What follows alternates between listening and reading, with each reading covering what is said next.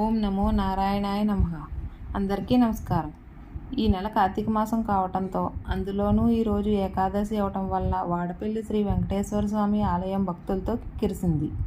తెల్లవారుజామున మంచులో వెళ్ళినప్పటికే భక్తులు మాడవీధుల్లో ప్రదక్షిణ చేస్తూ కనిపించారు. అదేవిధంగా క్యూ లైన్లు పూర్తిగా భక్తులతో కిక్కిరిసి ఉంది. ఈరోజు ఏకాదశి కావడం గుడి ప్రాంగణం అంతా దీపాలతో గోవిందనామ స్మరణలతో మారుమోగింది.